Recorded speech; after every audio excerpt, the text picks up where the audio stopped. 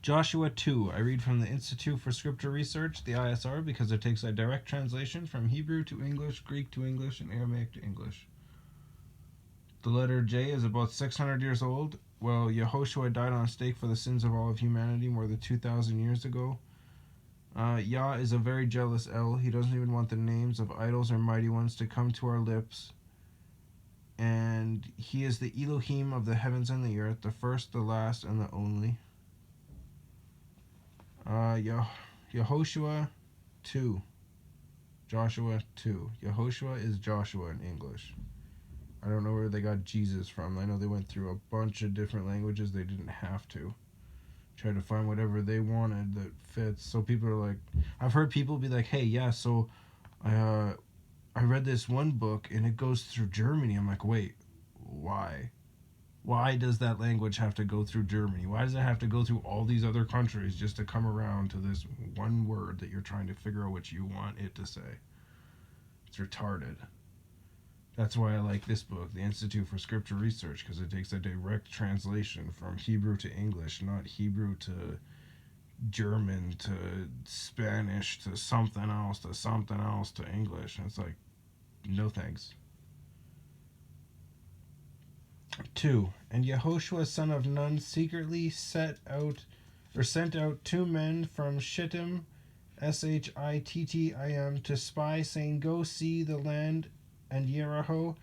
And they went and came to the house of a woman, a whore, and her name was Rahab, R-A-H with a dot underneath of it, A-B with a line underneath of it. For the H, I'm just going to say H with a dot because the dot, so far as I've always seen it, has been at the bottom. Same with the E with a half a check mark on top of it. I'm just going to say E with a half a check mark because it's always on top. Unlike the line. Sometimes it's in the G. When it's on a G, it's like on top. Sometimes it's on the bottom. So I always just say on top or on bottom for that. But Rahab, and they lay down there. But it was reported to the sovereign of Jericho, saying, see, men from the children of Israel have come here tonight to search out the land. And the sovereign of Jericho sent to Rahab, saying, bring out the men who have come to you, who have entered your house, for they have come to search out all the land. But the woman had taken the 2 men and hid them, so she said, the men came to me, but I did not know where they were from. Then it came to be, as the gate was being shut, when it was dark, that the men went out. I do not know where the men went. Pursue them quickly, so that you overtake them. But she had brought them up to the roof and hidden them in the stalks of flax, which she had laid out on the roof. And the men pursued them by the way to the Jordan, to the fords, and they shut the gate afterwards as soon as the pursuers had gone out.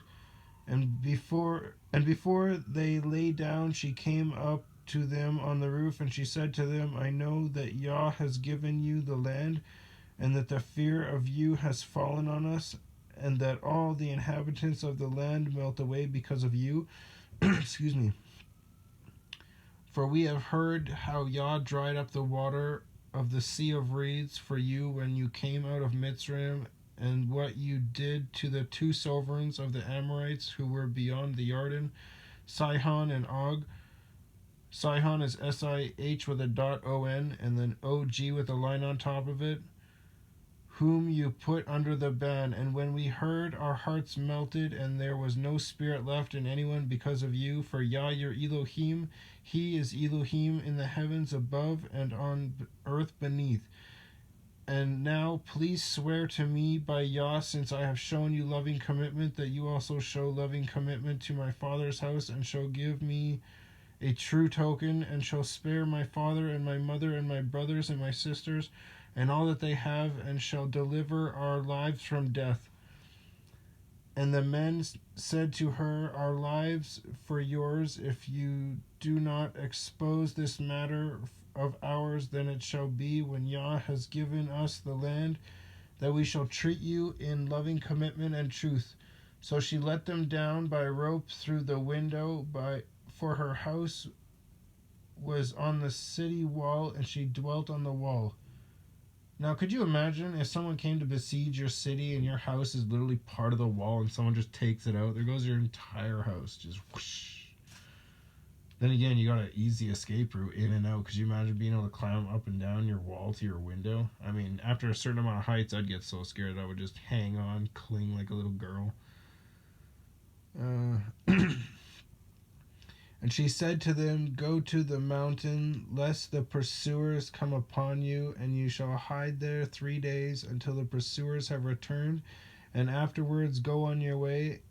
And the men said to her, "We are released from this oath of yours which you have made us swear, unless when we come into the land you bind this line of scarlet cord in the window through which you let us down, and unless you bring your father and your mother and your brothers and all your father's household to your own home.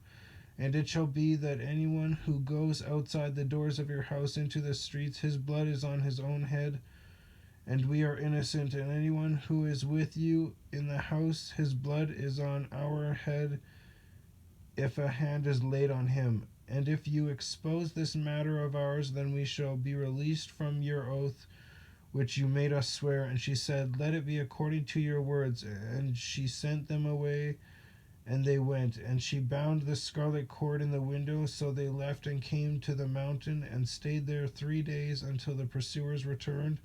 And the pursuers sought them in all the way, but did not find them. Then the 2 men returned and came down from the mountain and passed over. And they came to Yehoshua son of Nun, and related to him all that had befallen them. And they said to Yehoshua, "Truly Yah has given all the land into our hands, and also all the inhabitants of the land have melted away because of us." Because of Yah. Yah did that for you guys. And now look at your country. But then again, all of our countries are like that, and we're getting so much worse. Like Canada, I live in Canada, it's basically like Nazi Germany. You think you have rights until you express them, and you realize how quickly they get ripped away by people who are supposed to protect you. Also, personal experience.